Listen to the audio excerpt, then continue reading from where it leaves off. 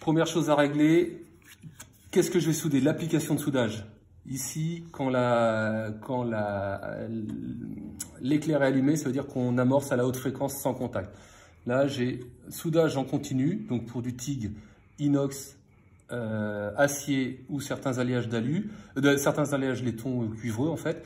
Je travaille en courant continu. Si je rappuie, j'ai courant alternatif, amorçage au toucher, ma haute fréquence est éteinte. Je rappuie, courant continu, donc acier inox, amorçage au toucher, ma haute fréquence est éteinte. Je rappuie, courant alternatif, alliage léger, amorçage haute fréquence. Et si je rappuie, j'ai courant alternatif, courant continu, amorçage haute fréquence. Première chose. Ensuite, j'ai réglé l'application de soudage. On va travailler sur de l'acier, donc j'ai courant continu et je veux la haute fréquence, je l'ai réglé. Maintenant, comment moi j'utilise le poste? Est-ce que je soude en 2 temps? 2 temps, c'est j'appuie, je laisse appuyer, ça soude, je relâche, ça s'arrête. Je veux souder en 4 temps. J'appuie, j'ai mon intensité de démarrage, je relâche, je soude. Je rappuie, j'ai mon évanouissement, mon intensité de fin de soudage, je relâche, ça s'arrête. Ça, c'est le 4 temps. Tiptronic, vous oubliez sur ce type d'application que vous avez, c'est pour enregistrer des programmes. On peut enregistrer 100 programmes sur cette machine. On l'utilise principalement quand on couple la machine avec un positionneur, un automate, un dévidoir fil froid, parce qu'on peut mettre un dévidoir fil froid sur cette machine et faire de l'automatisation de soudage sur des applications bien particulières. Et là, on utilisera les modes Tiptronic. À ce moment-là, je reviendrai pour t'expliquer comment on enregistre un job. Donc ça, tu oublies Tiptronic. Si je rappuie, je peux avoir un programme de pointage. Je peux faire du pointage. Je peux travailler en pulsé. Travailler en pulsé, ça veut dire que je vais alterner des temps chauds et des temps froids. Je soude avec une intensité I1, qui est de 70 ampères. Pardon. I2, c'est 35 ampères. Donc je vais faire 70 ampères, 35 ampères, 70 ampères, 35 ampères, 70 ampères, 35 ampères. Ça, c'est le pulsé. Et je peux régler la fréquence de pulsation, lentement ou beaucoup plus vite. Ok, ça va servir à quoi ça par exemple? Alors, ça sert à des mecs qui savent pas trop souder comme moi. Ça me permet, moi, sur des alliages légers, enfin, même, ça me cadence en fait. Ça m'alterne temps chaud, temps froid. Ça me permet de cadencer mon soudage et d'être beaucoup plus régulier. Les gens qui sont déjà soudeurs et qui utilisent ça, c'est très souvent, plus je vais monter haut en fréquence, faire cadencer très vite, plus j'ai mon arc électrique qui va se focaliser et qui va être de plus en plus contraint. Et on va avoir une zone de chauffe beaucoup plus fine. On peut avancer un peu plus vite. Le côté désagréable, c'est que plus je vais monter en fréquence, plus le son va être désagréable et moins ce sera confortable. En revanche, sur par exemple la tôle fine et que tu n'es pas un expert, c'est pour éviter de chauffer. Alors sur la tôle fine, ça peut être intéressant. Sur la tôle fine, tu peux focaliser ton énergie de soudage. Tu vas souder avec un bruit un peu strident, un peu désagréable, mais par contre tu pourras avancer un peu plus vite. Pour faire de la fusion pure et dure, ça peut être intéressant. Ça joue aussi sur la peinée, mais globalement pour 99%, 95% des applications que tu vas avoir ici, tu n'auras pas forcément besoin du pulsé. Ça peut être intéressant des fois si tu as des mauvaises préparations sur l'aluminium ou autre, et si tu veux, si c'est trop sensible et que tu as des effondrements de bain, en fait le fait de passer sur un temps froid, on solidifie et on maintient mieux le bain. D'accord. Voilà. Ce sera pas le gros de tes applications, mais c'est intéressant de savoir que c'est dedans. Si je rappuie, j'ai donc du pulsé en 4 temps. J'avais du pulsé 2 temps, du pulsé 4 temps. Si je rappuie, je peux souder à l'électrode enrobée. C'est un poste qui soude à l'électrode enrobée. Quand je suis à l'électrode enrobée ici, je peux revenir ici pour choisir, en fonction du type d'électrode que j'ai au bout de ma pince porte-électrode, si je veux le courant alternatif à l'électrode, le moins à l'électrode ou le plus à l'électrode, en fonction de la polarité d'utilisation de l'électrode. Ça, c'est marqué sur le paquet d'électrodes que tu utilises. Donc là, on revient, on va souder en 2 temps. Quand je reviens forcément sur TIG, 2 temps, HF et courant continu. Là, on a réglé qu'est-ce que j'allais souder et comment moi je le soude. Ici, on a le synoptique complet du soudage. Et avec les flèches droite et gauche, je déplace la LED dans un sens ou dans l'autre sens. Et donc à chaque fois, j'ai un paramètre. Donc on va aller dès le début. Le début, c'est électrode. Le diamètre d'électrode. Il faut qu'on ait le diamètre d'électrode ici, 2,4 mm, qui soit conforme à ce que j'ai physiquement monté sur la torche. Si j'avais mis du 1,6, je viendrais ici en 1,6. Ça permet d'avoir une synergie de soudage et une synergie d'évanouissement, d'amorçage, tout ça, adapté à l'électrode. C'est pas très... Allez, c'est surtout très important quand on est en courant alternatif. Ah oui, d'accord. Ouais, c'est là où ça a le plus d'intérêt. En courant continu, on va pas avoir on pourra souder sans s'en rendre compte quelque part. Mais si on veut aller dans les règles de l'art, il faut bien le mettre. Donc là, on est en 2,4, je mets du 2,4. Ensuite, pré-gaz, c'est le temps de gaz avant soudage. 0,1 seconde. Si je veux le modifier, je le modifie. Lui, ça va être utile, pourquoi quand on est dans un tube ou quelque chose comme ça? Non, non, c'est en fait, tu envoies du gaz pour protéger ton électrode avant d'envoyer la puissance de l'arc électrique. Donc comme ça, tu es sûr qu'on est sous protection argon. Si tu mets 0, en fait, tu peux avoir de l'air enfin ton gaz, il a pu s'échapper de ton tuyau dans la torche. Tu peux avoir 20 cm où tu n'as que de l'air et tu n'as pas de gaz. Ouais, je comprends, ouais. Tu vas chercher à amorcer et tu vas polluer ton électrode parce que tu vas amorcer sans gaz de protection. Et là, tu vas faire... Et dans quelles conditions tu l'allonges alors ce temps? Eh ben, tu l'allonges si tu as des grandes longueurs de faisceau, tu l'allonges si tu veux vraiment avoir un démarrage super propre et tout ça, et surtout sur des grandes longueurs de faisceau en fait. Sinon, c'est un paramètre standard. Sinon, c'est un paramètre standard, mais tu peux mettre 0,2, 0,3, il y en a qui aiment bien être sûr de bien protéger l'endroit où on va souder, bien protéger l'électrode et puis bien démarrer. 0,3 secondes? Secondes, 0,3 secondes. Plus t'en mets, plus tu utilises du gaz. Voilà. Tout à l'heure, il était réglé à 2 secondes. Donc ça, pour le coup, c'est beaucoup trop. Ça sert à rien, oui. Bah, c'est surtout que tu démarres et tu as l'impression, merde, le poste est en panne parce qu'il ne veut pas sortir. Bah non, mais l'arc, il sortira qu'après les 2 secondes. Donc si tu n'as pas fait gaffe à ça, tu peux chercher un moment, quoi. Intensité de démarrage. Donc c'est quand tu démarres ton arc électrique, tu as ton intensité de démarrage. Tu pars à 35% de l'intensité de soudage I1. D'accord. Donc 35% de I1, c'est 24 ampères.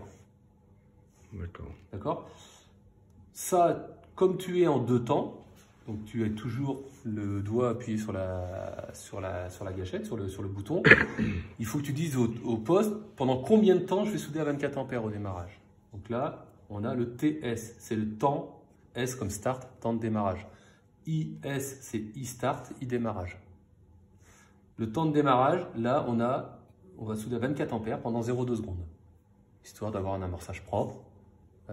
Pas amorcer tout de suite à 70 ampères, on ne veut pas faire du point flash, on veut démarrer une soudure propre, on commence pendant 0,2 secondes. Alors pareil, tu peux mettre 0,3, 0,5, après en fonction de ce que tu soudes, ce que tu as à faire, tu peux mettre à la main ton synoptique comme toi tu veux que ce soit. C'est toi qui gères ton application de soudage, c'est pas le poste.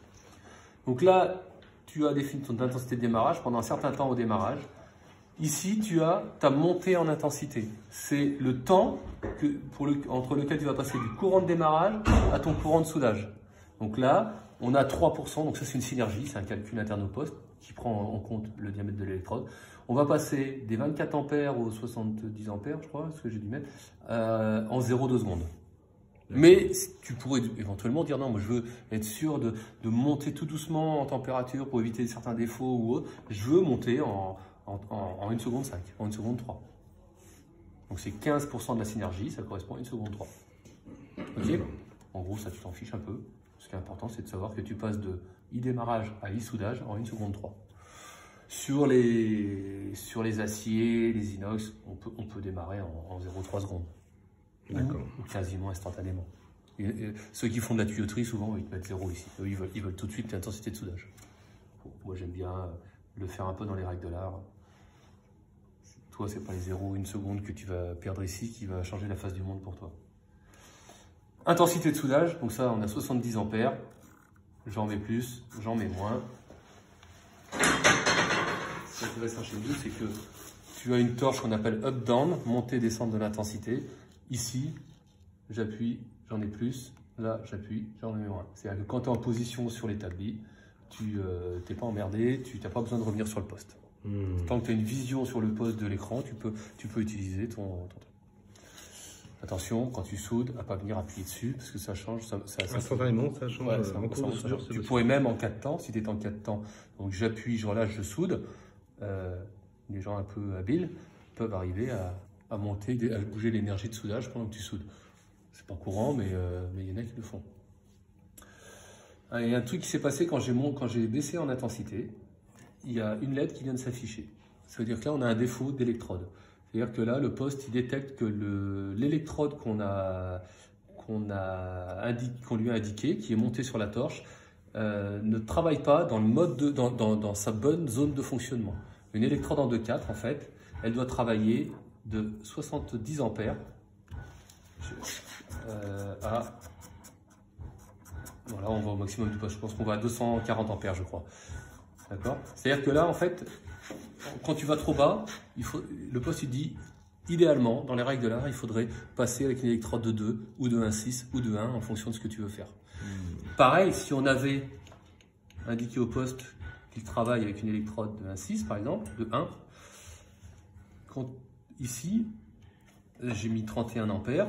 Si je descends, je pense que je peux descendre au minimum sans avoir à changer d'électrode. Voilà, ça s'affiche pas. Par contre, si je monte trop haut, là, il nous indique au-dessus des 40 ampères, au-dessus des 40 ampères pour une électrode de 1 en courant continu, je sors du domaine de fonctionnement de l'électrode. Le poste qui va souder, c'est juste une alerte, c'est pas un défaut, ça va pas te mettre ton poste en panne. C'est juste qu'il est en train de te dire, tu n'utilises pas la bonne électrode pour l'intensité que tu fais passer dedans, donc potentiellement, quand tu es en dessous, ça peut te poser des problèmes d'amorçage, de stabilité d'arc. Quand tu es au-dessus, tu dégrades ton électrode, trop vite. Donc là, je vais remettre 2,4. Bon, 2,4, 2, c'est un peu passe-partout. Intensité, alors, je vais monter au-dessus. Deuxième intensité, c'est 50% de l'intensité de soudage. Donc, comme l'intensité de soudage, je suis réglé à 74 ampères, et bien là, 50%, je suis à 37 ampères. Si j'appuie sur le deuxième bouton, j'alterne. Là, je peux souder avec le premier bouton à 74 ampères. Et pendant que je soude en 4 temps, je peux passer à 37 ampères. Si à un moment donné, je passe une zone avec moins d'épaisseur ou beaucoup plus fragile ou haute, ou que je veux stabiliser mon bain parce que j'ai mis trop chaud et je veux redescendre la température de mon bain, hop, je peux passer de I1 à I2 avec ce bouton-là. Et quand je suis en pulsé, c'est ces deux valeurs-là qui alternent, temps chaud, temps froid, temps chaud, temps froid, temps chaud, temps froid, automatiquement. Ok? Donc ça, c'est ce qu'on appelle le I2, le deuxième niveau de courant de soudage. L'évanouissement, comme pour la montée, c'est entre I1, mon intensité de soudage, et mon intensité de fin de soudage, je vais passer de 74 ampères à ce qui sera marqué là, peut-être à 30 ampères en 0,5 secondes. Donc c'est pareil, sur les aciers, inox, tu peux diminuer l'évanouissement. Maintenant, si tu diminues trop, tu as une solidification du bain trop rapide et du coup, tu as toujours une piqûre en fin de cordon. Donc, il faut descendre tout doucement et se laisser de l'intensité de fin de soudage pour laisser un tout petit bain et venir déposer la dernière goutte en TIG si on veut s'affranchir de ce défaut qui peut arriver en fin de soudage. Sur l'aluminium, par exemple, tu as souvent des bains qui sont plus larges et tu as un effondrement plus rapide de l'aluminium en solidification. Donc, il faut souvent... tu peux avoir plusieurs secondes d'évanouissement pour vraiment bien tomber. Et à la fin, on verra tout à l'heure qu'on peut mettre une intensité de fin de soudage pour venir déposer ta dernière goutte et puis vraiment remplir ce qui peut être un défaut dans le soudage après. D'accord. Donc l'évanouissement, c'est un des paramètres les plus importants avec l'intensité de soudage. En général, tu changeras très peu tes énergies de démarrage et des énergies de fin de soudage. Ça va rester presque quasiment tout le temps les mêmes. Par contre, l'évanouissement, c'est un des paramètres les plus importants, surtout sur l'aluminium. Là, je vais remettre ça. Intensité de fin de soudage, c'est 25% de l'intensité de soudage. Donc, on va être à 18 ampères. Donc, quand je suis en 4 temps, tant que je serai appuyé sur le bouton, je vais avoir 18 ampères. Et là, je peux déposer ma dernière goutte. Si je suis en 2 temps, il faut que je lui indique pendant combien de temps je vais avoir mon intensité de fin de soudage. Donc, 0,3 secondes. Donc là, je vais laisser appuyer. Intensité de fin de... Je vais relâcher, il va évanouir, il va pendant 0,3 secondes me laisser les 25 ampères et il va s'arrêter. D'accord. C'est pour ça que si je relâche le bouton, il ne faut pas que j'enlève tout de suite l'arc électrique parce que tu vas relâcher ici, mais il faut qu'il finisse son cycle. Et il faut finir jusqu'au poste gaz. Même quand ça se coupe, je reste en position pour vraiment protéger ma soudure. Poste gaz, c'est la quantité de gaz après soudage. Alors, je l'ai remonté à 100%, c'est la synergie, pareil en fait. Ça change. Là, tu vois, j'ai 4,2 secondes quand je suis à 70 ampères. Si je monte par exemple ici à 200 ampères, eh ben, je vais plus être à 4,2 secondes, je vais être à 7,9. Le poste gaz, il se règle automatiquement, c'est des lois physiques en fait. En fait, le poste gaz, il sert à protéger une électrode tungstène qui a chauffé. Donc, elle chauffe tant qu'elle est à une certaine température, tant qu'elle est chaude. Si tu la protèges pas, tu vas couper ta protection gazeuse, elle va s'oxyder. Si elle s'oxyde, elle va devenir grise. Et très souvent, c'est des problématiques de réamorçage dans le cordon suivant. Ça ne te crée pas de problème tout de suite, ça te crée un problème au réamorçage. Principalement sur le courant alternatif. Sur le courant alternatif, il y a des gens, ils diminuent. Parce que là, tu vas me dire, à 7 secondes 8, le gaz, ça coûte cher. Ok, très bien, je suis d'accord. Sur l'inox, l'acier, on continue, on va réussir à réamorcer à peu près, même si on diminue un peu le poste gaz. Sur l'aluminium, si tu diminues trop, tu vas avoir, au bout, tu n'as plus une électrode affûtée en angle, mais en pointe, pardon. Mais tu as une demi-sphère qui est formée. Sur ta demi-sphère, il va se former une couche d'oxydation et là, tu ne réamorceras pas. Si tu ne mets pas assez tu ne réamorceras pas. C'est très souvent, nous, des fois, on m'appelle au téléphone, parce qu'il n'amorce plus. Je vérifie si ça c'est allumé et je demande à quelle valeur de pourcentage il est. Et en aluminium, le gars, je ne vais jamais le voir s'il ne m'a pas mis le truc à 100%, il n'a pas réessayé. Ok? Et diamètre d'électrode. D'accord. Il y a des paramètres qu'on n'a pas vus. Après, donc là j'ai fait le tour, tu vois. Si jamais je suis en courant alternatif, je peux voir d'autres paramètres. Quand je viens, donc j'ai mon poste gaz, pareil, 11 secondes. Donc tu vois, là on a en alternatif, comme on sollicite beaucoup l'électrode, on a 11 secondes 9 de protection gazeuse parce que j'ai soudé à 198 ampères. Oui, c'est ça. Hein? Ça protège aussi l'acier, du coup. Ça te protège ta soudure. Mais c'est principalement pour l'électrode. Toi, si je rediminue à une valeur correcte, ben là, il va me remettre un poste gaz à 7,5 secondes. Ouais, c'est quand même balèze. C'est quand même balèze.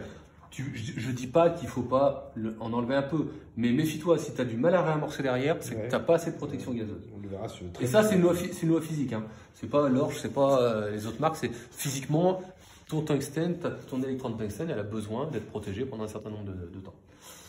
Là, je me suis mis en alternatif, amorçage haute fréquence. Quand je viens ici, j'ai la balance. C'est un paramètre du courant alternatif. Tu mets plus d'alternance négative ou plus d'alternance positive pour faire plus de décapage ou plus de pénétration. Donc là, il est d'origine, il est à 35%. Donc 90% des cas, moi je laisse à 35% parce que c'est plutôt un bon équilibre. Mais tu peux faire plus de décapage ou plus de pénétration. Pour avoir un cordon plus brillant ou un cordon plus brillant, moins pénétrant, un peu plus bombé, ou plus terne, plus pénétrant, un peu moins bombé. Ça se joue là-dessus. Diamètre d'électrode, pardon. Tu as un paramètre qui s'appelle FAC, fréquence du courant alternatif, fréquence AC.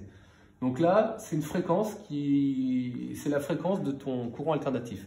Tu peux le diminuer. En général, les postes ils sont à 60 Hz.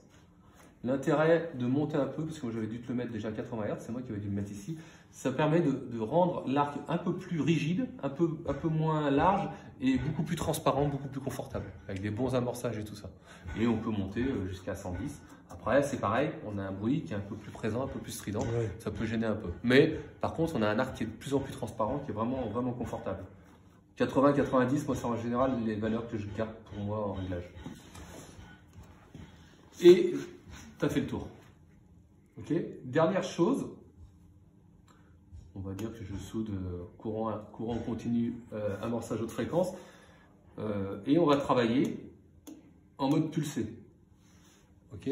Quand tu continues ton synoptique, ça va nous faire réapparaître d'autres paramètres, poste gaz, diamètre d'électrode, et là j'ai un FPU, fréquence de pulsation. C'est la fréquence à laquelle je vais pulser entre I1 et I2. Donc là j'ai 0,6 Hz.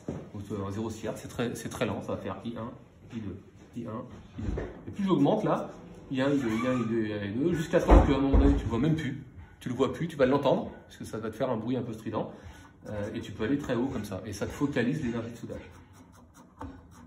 Et si on veut faire des alternances à peu près classiques, d'origine, de sortie d'usine, il est réglé à 2 Hz, je crois. 2 ou 2,5. Tu peux aussi, tu as le BPU, c'est la balance de la pulsation. Là, en fait, on met 50% I1, 50% I2. Mais tu pourrais dire, non, moi, je veux juste 25% I1 Et tu auras 25% I1, 75% I2.